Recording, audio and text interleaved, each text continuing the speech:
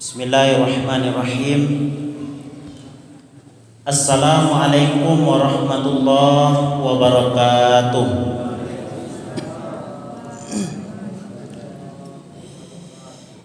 Alhamdulillahi rabbil alamin. Wassalatu wassalamu ala asrafil anbiya'i wal mursalin, sayyidina wa habibina Muhammadin wa ala alihi wa sahbihi ajma'in. Ashhadu an la ilaha illallah wahdah la syarika lah, wa ashhadu anna sayyidana wa nabiyyana Muhammadan abduhu wa rasuluh sallallahu alaihi wasallam. Allahumma fasalli wa sallim wa barik ala sayyidina wa habibina wa syafi'ina wa maulana Muhammadin wa ala alihi wa sahbihi ajma'in. Qala Allah ta'ala fil Qur'anil Karim, a'udzu billahi minasy syaithanir rajim. Bismillahirrahmanirrahim. Wa qada rabbuka alla ta'budu illa iyyahu wa bil walidaini ihsana. Imma yablughanna 'indakal kibara ahaduhuma aw kilahuma fala taqul lahumā uffin wa la tanharhumā wa qul lahumā qawlan karīmā.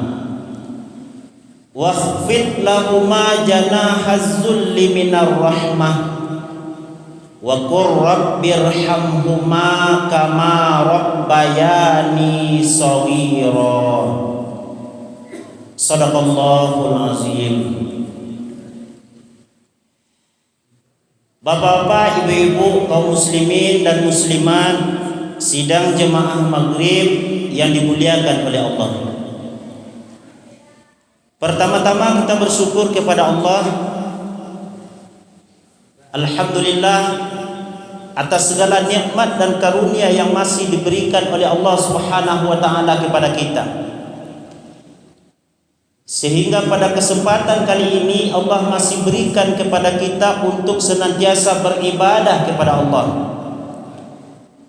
Mudah-mudahan setiap ibadah yang telah kita lakukan diterima di sisi Allah Subhanahu wa taala sebagai amalan soleh dan diberikan pahala yang berlipat ganda. Amin ya rabbal alamin.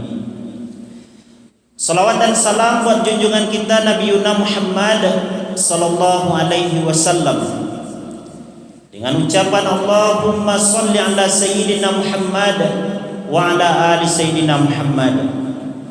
Mudah-mudahan kita senantiasa mencintai apa yang telah dibawa oleh Rasulullah sallallahu alaihi wasallam, baik Al-Qur'an maupun sunnah Rasulullah.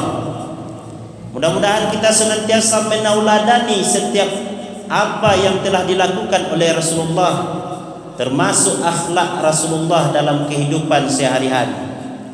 Mudah-mudahan kita senantiasa meneladani Rasulullah dalam setiap ibadah yang telah dilakukan oleh Rasulullah, agar kita senantiasa selamat dalam kehidupan di dunia dan selamat dalam kehidupan di akhirat.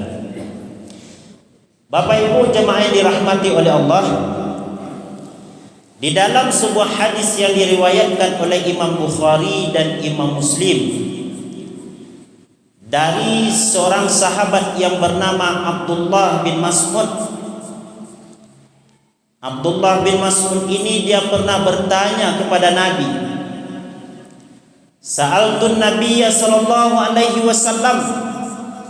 Aku bertanya kepada Rasulullah sallallahu alaihi wasallam, ya Rasulullah, wahai Rasulullah, ayyul amali ahabbu ilallah. Wahai Rasul, amalan apakah yang paling dicintai oleh Allah? Jadi ya tanya Abdullah bin Mas'ud, nyoba tanya tentang amalan-amalan yang dicintai oleh Allah Subhanahu wa taala. Apa jawaban Nabi ketika itu? Lalu Rasul menjawab, as-salatu ala waktiha, salat pada waktunya. Summa qala, kemudian sahabat tadi Abdullah bin Mas'ud bertanya lagi, summa ayu ya Rasulullah, kemudian apa lagi wahai Rasulullah? Lalu Rasul menjawab, birrul walidain, berbuat baik kepada kedua orang tua. Summa qala, kemudian dia berkata lagi, summa ayu ya Rasulullah, kemudian apa lagi wahai Rasulullah? Rasulullah menjawab, al jihadu fi sabilillah, jihad di jalan Allah Subhanahu wa taala. 3 amalan inilah yang dicintai oleh Allah berdasarkan hadis ini. Ketika sahabat ini Abdullah bin Mas'ud bertanya kepada Rasulullah tentang amalan yang dicintai oleh Allah Subhanahu wa taala, Rasul mengatakan salat pada waktunya. Dan memang kalau kita berbicara tentang waktu dalam kehidupan di dunia ini, Bapak Ibu, waktu yang diberikan oleh Allah kepada kita amatlah singkat. Di dunia umur kita tidak lama-lama kita hidup. Sehari dan semalam diberikan oleh Allah waktu 24 jam. Dan itu terkadang dipergunakan oleh orang yang tidak mempergunakan waktu di jalan Allah dengan hal-hal yang sia-sia. Kadang dia asik menonton TV, lah masuk saya waktu lah habis saya waktu lah jam lah sore saya kuah. Dia asik menonton film Korea mungkin. Dia asik menonton komedi yang galak-galak di TV kerajaan. Habis waktu di depan TV. Ada orang yang sibuk waktunya main HP. Di masa saja main HP. Dalam WC pun ada yang main HP. Ka bau dua main HP, sudah bau dua main HP lo dia. Ka solat pun ada yang main HP kecuali mematikan HP. Jadi terkadang orang dilalaikan dengan waktu yang telah diberikannya untuk hal-hal yang sia-sia. Ada orang mau bangun tengah malam hanya karena menonton main bola. Rasanya rugi gadangnya, rasanya kalau tak bisa nyo mencari main bola tengah malam. Atau ada orang menonton sesuatu pertandingan, kalau tak painyo ke situ rugi gadang mananya. Tapi ketika nyo meninggalkan yang diperintahkan oleh Allah, tak terasa dia rugi dah. Jadi manusia ada yang mempergunakan waktunya untuk hal-hal yang sia-sia. Tapi ada juga manusia yang mempergunakan waktunya, setiap waktu itu dipergunakan untuk yang terbaik. Setidaknya sambil nyo duduk-duduk, sambil menengah pengajian, sambil itu berzikir kepada Allah. Sambil jalan ke masjid pun berzikir kepada Allah. Kalau pun berzikir kepada Allah. Jago lalu tak lupa mengingat Allah Subhanahu wa taala. Sehingga apapun yang dilakukannya menjadi ibadah ghairu mahdah, bisa menjadi pahala di sisi Allah Subhanahu wa taala. Itu kalau orang lain mengerti tentang waktu. Rasanya amalan pun tak berfaedah. Waktu yang dilalui pun tak berfaedah sama sekali tanpa dilalui dengan amalan. Makanya Nabi dalam sebuah hadisnya mengatakan, ahabbul a'mal ilallah adwamuha wa in qalla. Amalan yang paling dicintai oleh Allah biarlah seketik Bapak Ibu, tapi taruih beramal. Biarlah baca Quran sehari 5 baris umpamanya atau 5 halaman umpamanya, tapi taruih. Tapi kini baca Quran 5 halaman atau 10 halaman atau sudah tu libur 3 bulan sesudah itu. Bukan seperti itu. Kan mendingan ya Ustaz, padu ndak membaca Quran sama sekali, padu ndak baca Quran ya mendingan. Tapi 3 bulan tersebut kemana waktu dipergunakan? Jadi oleh karena itu Bapak Ibu jemaah yang dirahmati oleh Allah, berbicara kita tentang waktu, memang Allah telah banyak dalam ayat dalam Al-Quran Allah berfirman tentang waktu. Wal asr, demi masa. Innal insana lafi khusr, sesungguhnya manusia dalam keadaan merugi. illal ladzina amanu wa amilus solihat, kecuali yang tidak merugi itu orang-orang yang beriman, yang mempergunakan masanya. Untuk apa dipergunakan? Untuk melakukan amalan soleh. Apalagi watawassaw bil haqq, nasihat menasihati dalam kebenaran. Watawassaw bis sabr, nasihat menasihati dalam kesabaran. Sehingga Imam Asy-Syafi'i mengatakan, lau tadabbaran nas ala hazihi surah, kalau sekiranya manusia mau bertadabbur, memaknai ayat ini, mentadaburi, merenungi ayat ini, lawasaat, sungguh itu cukup. Jadi melalui ayat surah Al-Asr saja kalau dipikirkan oleh manusia, direnungkan oleh manusia, rasanya itu cukup bagi manusia. Tapi apakah cukup merenungi ayat itu saja, membaca ayat itu saja? Tentu tidak. Jadi melalui makna yang begitu dalam dari ayat tersebut, sehingga manusia bisa mempergunakan waktunya dengan baik dalam kehidupan di dunia ini. Ada dalam ayat lain Allah bersumpah wadduha, demi waktu duha. Ada lagi wasyamsi, demi matahari. Dan masih banyak ayat-ayat yang menjelaskan tentang waktu. Allah bersumpah dengan makhluknya yang bernama waktu. Nah, termasuk orang-orang yang dalam kehidupan ini mempergunakan waktu di jalan Allah Subhanahu wa taala melalui ibadah yang telah difardukan oleh Allah. Di antara ibadah yang difardukan oleh Allah, Bapak Ibu, adalah salat.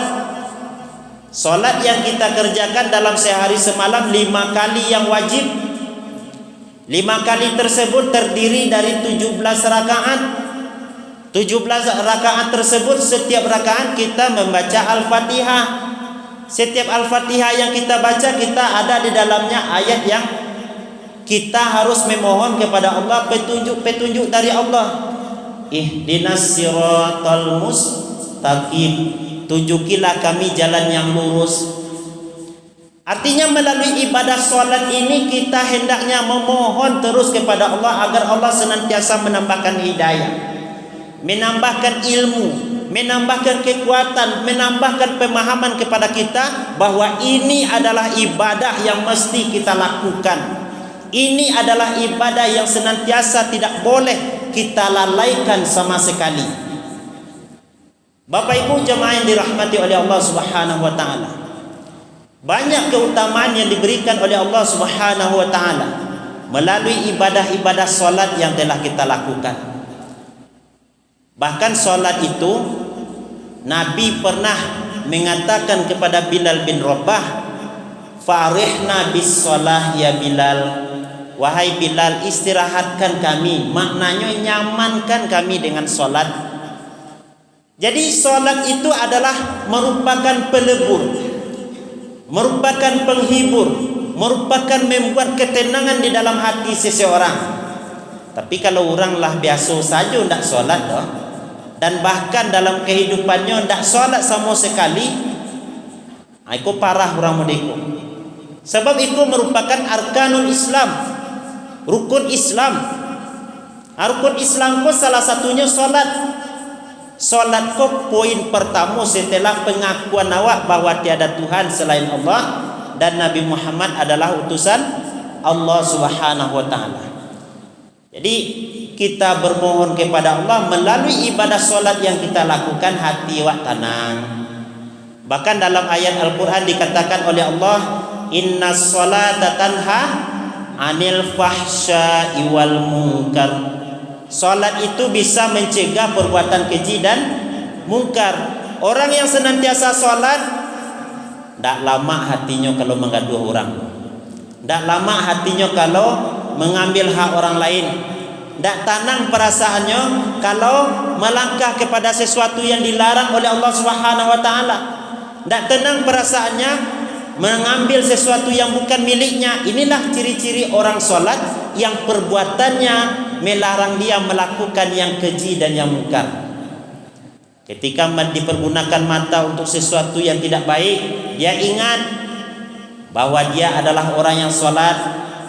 Ketika dia melakukan pendengarannya dipergunakan untuk sesuatu yang tidak baik, dia ingat bahwa dia adalah orang yang solat, sehingga solatnya itu waktu demi waktu yang dilalui dalam sehari semalam tersebut dipergunakan untuk senantiasa berbuat baik kepada Allah Subhanahu wa taala, di antaranya adalah melalui ibadah-ibadah solat.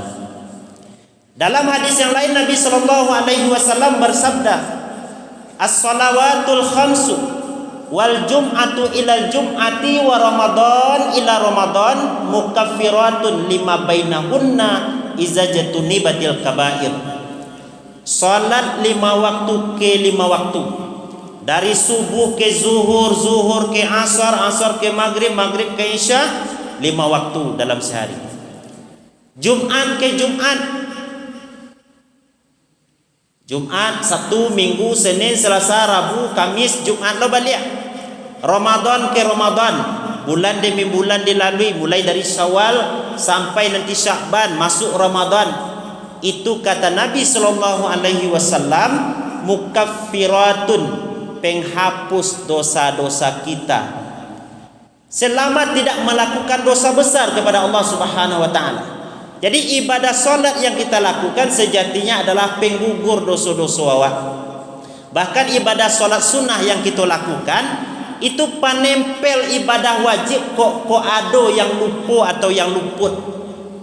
Jadi di akhirat nanti awwalu ma yuhasabu bihil abdu yaumal qiyamah as-shalah. Amal perbuatan pertama yang akan dihitung oleh Allah nanti adalah tentang salat. Fa in salahat, kalau salatnya itu baik, kalau salat yang dilakukannya penuh dengan hikmat, mengetahui tentang rukun, syarat dan sah salat, salatnya itu baik, maka itulah yang terbaik yang harus dilakukannya dan akan diterima di sisi Allah Subhanahu wa taala. Menjadi baik pula lah amalannya semuanya. Jadi yang lain pun akan mengikut. Kalau perbuat solat yang dilakukannya itu asal-asalan dan bahkan tidak diterima solatnya, maka amalan yang lain pun akan ikut bermasalah.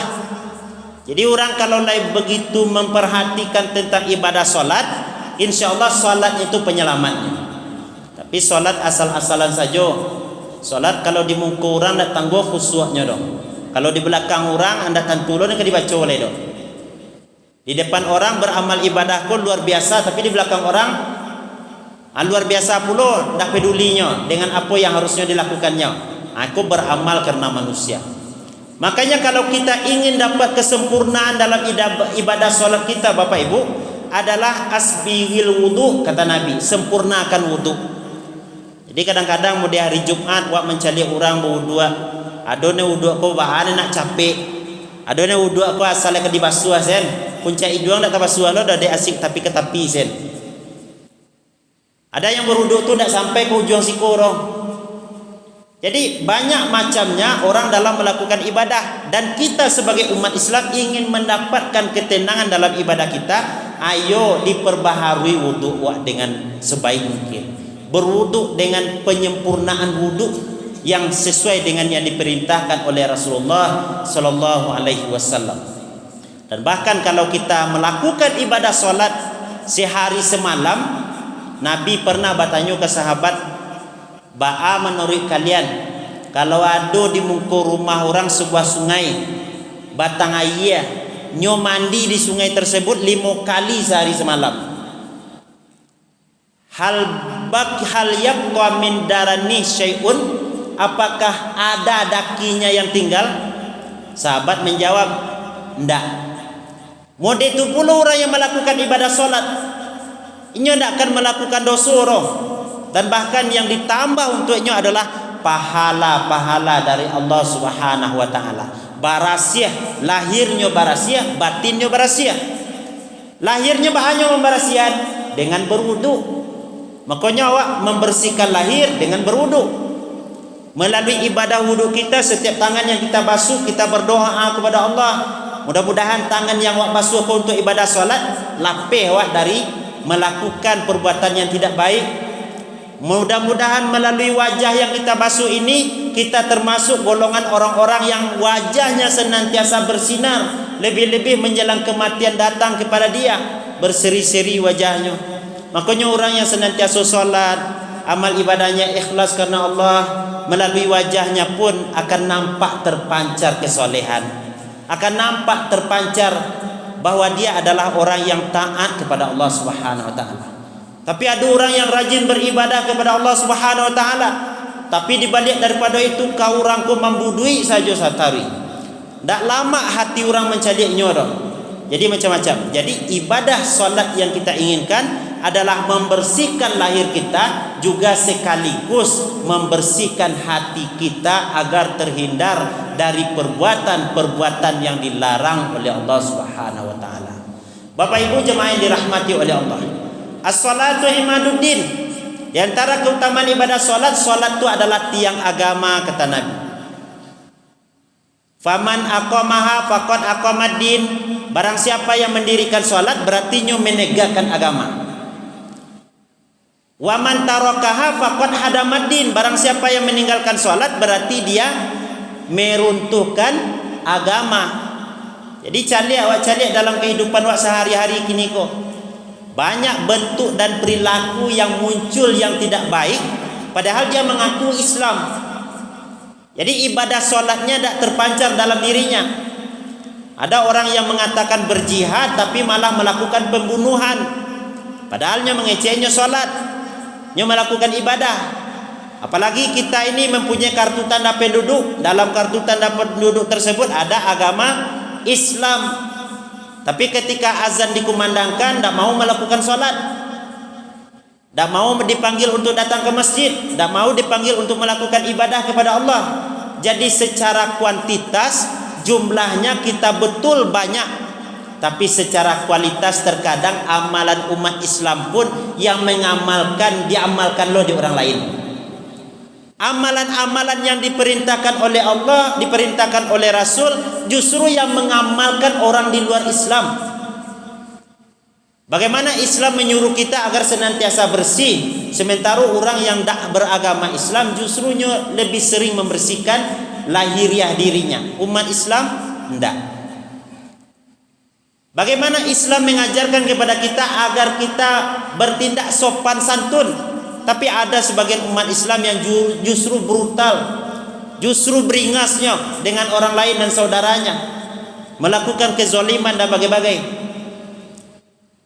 Di saat umat Islam memperhatikan akhlak Rasulullah, bagaimana Rasulullah itu makan, bahwa Rasulullah dalam kehidupan beliau dulu itu mencontohkan kepada sahabatnya makan modeko, pakai tangan kanan. Kalau kini wacana ada umat Islam yang makan sambil berjalan, makan sambil motota, makan sambil melakukan perbuatan yang tidak baik, menggibah dan lain sebagainya. Dan itu banyak terjadi padahal dia adalah umat Islam. Jadi secara kuantitas betul kita mayoritas, tapi perlu kita ukur dari segi kualitas. Masjid ramai penuh itu kalau hari Jumat. Hari Jumat penuh masjid sampai ke lantai 2. Itu laki-laki sisinya ya, Bu. Tak ada produksi dah. Penuh masjid. Tapi kalau kita lihat di hari biasa, di luar hari Jumat dan hari raya Idul Fitri, Idul Adha, sepertinya kita hanya diperlihatkan oleh Allah, inilah orang-orang yang soleh, inilah orang-orang yang betul-betul tergerak hatinya untuk datang ke masjid. Yang lainnya mana? Setidaknya hanya untuk melakukan solat itu sudah. Bapak Ibu jemaah yang dirahmati oleh Allah, jadi kita ingin kualitas dalam kehidupan kita ini menjadi sempurna di sisi Allah. Kita pergunakan waktu dengan ibadah solat yang telah diberikan oleh Allah Subhanahu wa taala sebagai motivasi bagi awak agar senantiasa menjalin hablum minallah. Jadi amalan yang dicintai oleh Allah, lakukan solat pada waktunya. Dan dalam hadis yang lain dikatakan oleh Nabi, solat pada awal waktunya. Jadi ada orang yang solat di awal waktu, ini mendapatkan fadilah yang utama. Ada orang yang solat di pertengahan waktunya, itu boleh-boleh saja. Yang tidak boleh itu melakukan solat di luar dari waktunya, kecuali dia dalam keadaan tertidur. Rufi'al kalam an salasin kata Nabi, diangkit pena itu dari 3 macam bentuk orang. Di antaranya orang lupa sampai nyuingi balik. Orang talalok sampai nyo jago, orang sakit sawan atau gilo sampai nyo sembuh. Orang tidak ada yang tiga ini, tidak ada pada dirinya, tapi tidak melakukan solat. Nah, ulama berbeda pendapat. Ada yang mengatakan bahwa orang yang melakukan, tidak mau melakukan solat, tapi nyo Islam, maka ulama mengatakan dia statusnya tetap Muslim. Yang susahnya kan sudahlah sekali pergi masjid, nampak orang tak solat langsung dikecil kafir sekali. Ini tidak boleh. Tapi kalau ada orang yang mengingkari tentang kebenaran solat, nyo mengecek nyo Islam, nyo mengecek nyo Muslim, tapi diingkari nyo kebenaran tentang solat, tak wajib ke solat tu dah. Solat 5 waktu tu tak wajib ke tu dah, caknya kan umpamanya. Maka dia telah mengingkari kebenaran solat, berarti dia kafir. Maka oleh karena itu, agar terjaga kemurnian ibadah kita kepada Allah Subhanahu wa taala, maka senantiasalah kita melakukan solat pada waktunya. Dan kita yakin betul bahwa solat itu adalah poin penting yang harus wak lakukan, sebabnya menjadi pertanyaan yang pertama biswa di yaumil akhir, di pengadilan Allah Subhanahu wa taala. Kalau elok solat yang wak lakukan sesuai dengan apa yang diperintahkan, insyaallah amalan yang lain pun akan mengikuti. Tapi kalau ndak batu solat yang wak lakukan, maka lama proses yang akan wak lalui. Ini yang pertama tentang amalan yang dicintai oleh Allah Subhanahu wa taala. Yang kedua, kata Nabi sallallahu alaihi wasallam adalah birrul walidain. Birrun tu berbuat baik. Walidain, dua orang tua. Jadi berbuat baik kepada kedua orang tua. Berbuat baik kepada kedua orang tua ada hayatan, ada waktu dia hidup, ada mautan, ada waktu dia telah meninggal. Ba'a cara berbuat baik kepada orang tua di waktunya hidup justru banyak caranya. Bagaimana Al-Quran mengajarkan kepada kita agar kita senantiasa berkata lemah lembut kepada orang tua. Ba'a Al-Quran mengajarkan kepada awak agar awak senantiasa mendoakan orang tua. Bahwa diajarkan oleh Allah melalui Al-Quran agar kita tidak melakukan tindakan yang tidak baik berupa menghardik orang tua dan lain sebagainya. Akulah Islam mengajarkan kepada awak tentang cara berbakti kepada kedua orang tua. Dan setiap awak di siku kan punya orang tua sadonya. Yang tak punya orang tua itu adalah Nabi Adam. Ya dah, Bu. Nabi Adam. Jadi kalau ditanya lo siapa Nabi Adam, nah ya ndak tahu lah. Siapanya ndak. Tapi kalau kita setiap kita ini punya orang tua, tapi adanya ndak punya pak gitu, Ustaz. Ayonya ada pada dasarnya punya paknya. Bini itu bini apanya, paknya pai atau ndak, atau terjadi di luar pernikahan dan lain sebagainya. Nah, itulah yang kita ndak punya pak orang kan. Jadi oleh karena itu Islam mengajarkan kepada kita berbakti kepada orang tua ketika dia hidup dan ketika dia sudah meninggal. Bagaimana caranya berbakti kepada orang tua ketika dia sudah meninggal? Ada seorang laki-laki bertanya kepada Nabi sallallahu alaihi wasallam, "Wahai Rasulullah, hal baqiya min bir abawayya abarruhuma min ba'di mautihima?" Wahai Rasul, ada ndak cara ambo berbuat baik kepada orang tuamu sementara orang tuamu pun tak boleh dah, artinya lah meninggal? Apa jawaban Nabi ketika itu? Naam, aduh. As-salatu alaihima, solat di atas keduanya. Apa maknanya? Ad-doa. Jadi solat yang awak lakukan kok maknanya doa. Doakan orang tuamu. Melalui mendoakan orang tua berarti kamu telah berbuat baik kepada orang tuamu. Allahumma ighfir lana dzunubana wa liwalidayna warhamhuma kama rabbayana shaghira. Ampuni ya Allah, ampuni kedua dosa kami, ampuni dosa kedua orang tua kami, sayangi keduanya sebagaimana mereka telah menyayangi kami waktu kecil. Itu doa untuk orang tua. Kalau surang Allahumma ighfirli dzunubi wa liwalidayya warhamhuma kama rabbayani shaghira. Doakan orang tua kita. Inilah cara berbuat baik kalau orang tua tidak ada lagi. Tapi bagaimana orang tua kita masih hidup? Tentu lebih utama lah orang tua masih hidup didoakan kepada Allah Subhanahu Wa Taala. Kalau seorang suami lalai istrinya dalam beribadah kepada Allah, doakan. Sebab kekuatan doa itu luar biasa di sisi Allah. Bahkan orang tua yang sudah meninggal pun, kata Nabi SAW, dia makin hari mendapatkan keringanan azab dari Allah Subhanahu Wa Taala. Tapi berkat istighfar anaknya, berkat doa anaknya, anak azab yang begitu berat tadi makin hari makin dikurangi oleh Allah Subhanahu Wa Taala.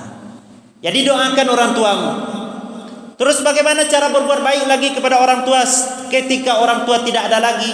Caranya adalah muliakan teman-temannya. Jadi kalau ada kawan orang tua itu dimuliakan. Bagaimana caranya lagi? Wasilaturahim, jalin hubungan silaturahim. Lebih-lebih dengan keluarga bakku istilah kan. Apa nak dole do yo bakku lah putui lo. Ya pak nak dole do mangap rumah bakku leh. Ada juga orang yang mengatakan seperti itu.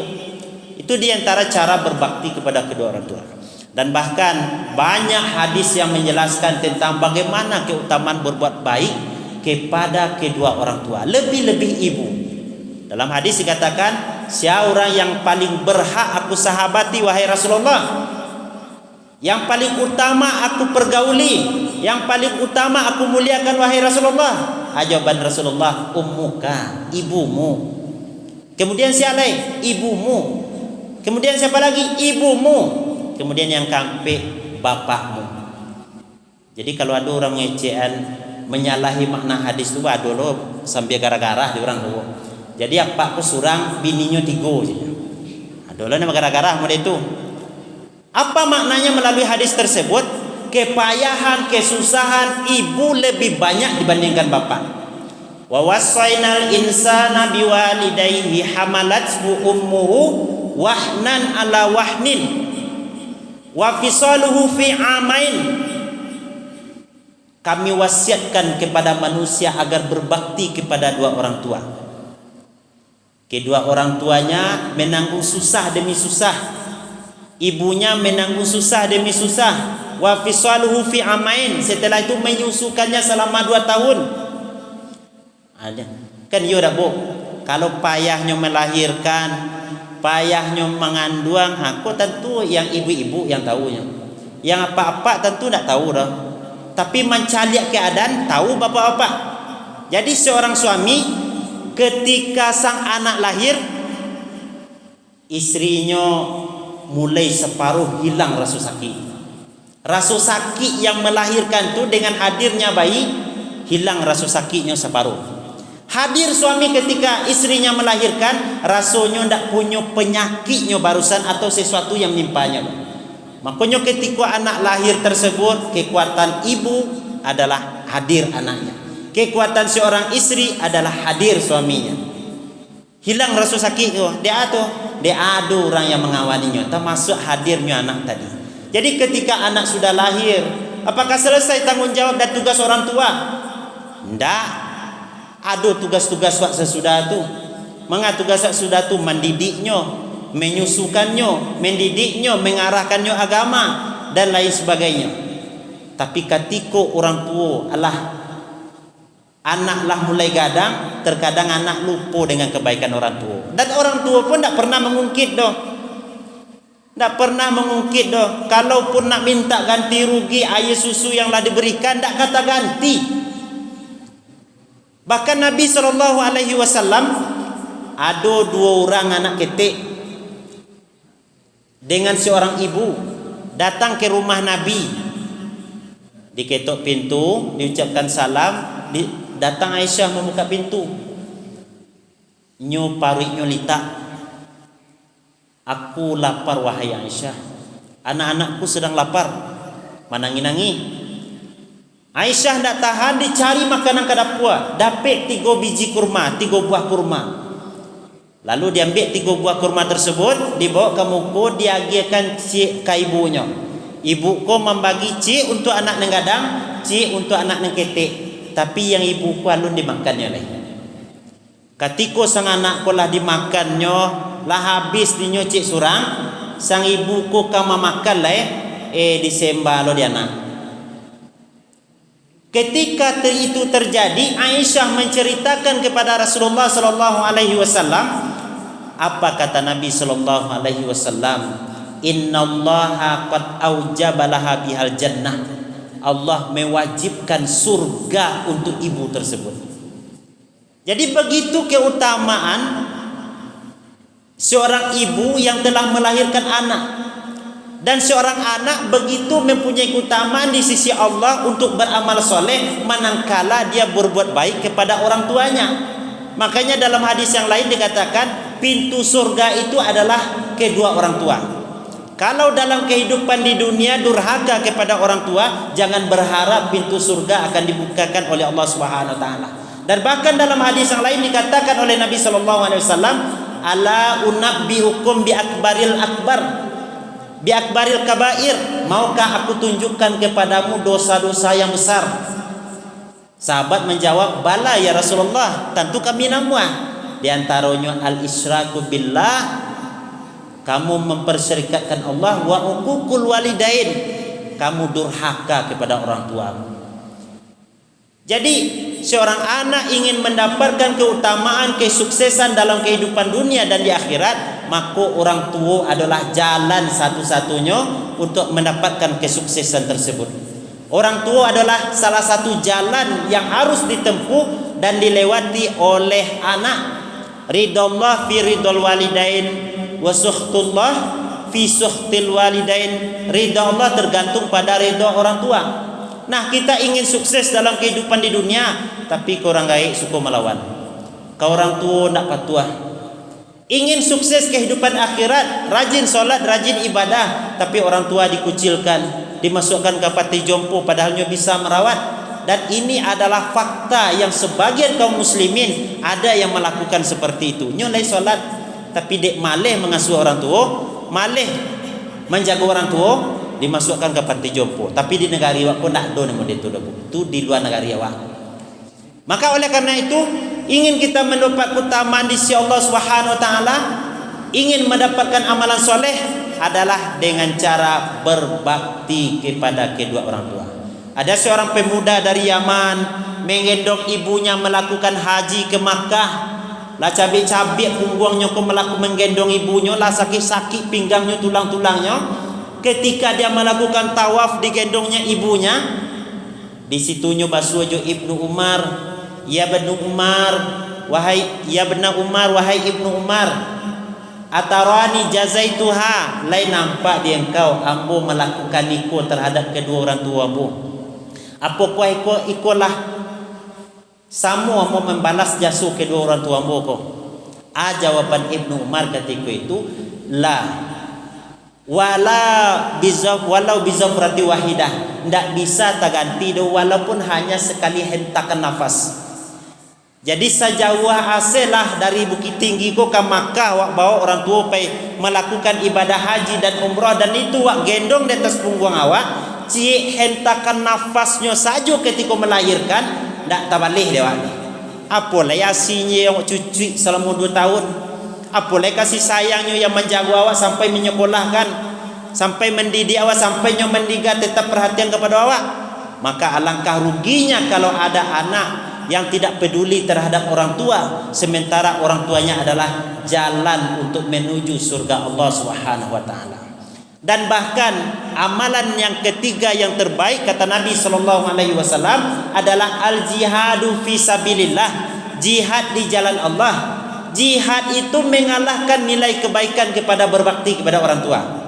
Ketika ada seorang laki-laki ingin melakukan jihad, wahai Rasulullah, ambo ikut pai barang. Ditanya oleh Nabi, apakah engkau punya 2 orang tua? Layu Rasul. Fajahid, berjihadlah engkau melalui kedua orang tuamu. Artinya tetaplah engkau di rumah, jaga orang tuamu, berbaktimu kepada orang tua, itu adalah jihad di jalan Allah Subhanahu wa taala. Maka oleh karena itu Islam telah mengajarkan kepada kita bagaimana amalan kita meningkatkan amalan-amalan yang terbaik di sisi Allah. Yang pertama, hendaklah awak menjaga tentang waktu solat kita. Yang kedua, hendaklah kita senantiasa berbakti kepada orang tua kita. ambo dah orang tua ambo lah meninggal Ustaz, ada kesempatan berbakti selama awak hidup. Baca ronyo, kita doakan orang tua kita. Kita bersedekah atas nama orang tua kita. Boleh kah Ustaz? Boleh. Sebab ada seorang laki-laki ketika orang tuanya lah mati, nyo bertanya ke Nabi, boleh tak ambo bersedekah atas nama orang tua ambo? Boleh kata Nabi, lakukanlah sedekah. Apalagi amalan-amalan yang lain. Amalan-amalan yang lain yang kita lakukan, insya Allah setiap kebaikan yang dilakukan oleh orang tua kita, kita lakukan, itu adalah amal jariyah yang pahalanya akan senantiasa diberikan oleh Allah kepada orang tua kita. Yang ketiga, berjihad di jalan Allah. Mudah-mudahan kita sebagai hamba Allah dimudahkan oleh Allah Subhanahu wa taala melakukan 3 amalan ini, sehingga akhir hayat kita, ketika malakul maut datang kepada kita, kita mati dalam keadaan husnul khotimah. Kita baik hubungan kita dengan Allah, baik hubungan kita dengan manusia, lebih-lebih dengan orang tua, dan kita senantiasa berjihad. Berjihad bukan hanya berarti berperang saja, melawan hawa nafsu pun awak berjihad di jalan Allah. Bersungguh-sungguh pun kita beribadah kepada Allah, itulah berjihad di jalan Allah. Itu saja Bapak Ibu, perbanyak maaf, billahi taufik wal hidayah. Wassalamualaikum warahmatullahi wabarakatuh.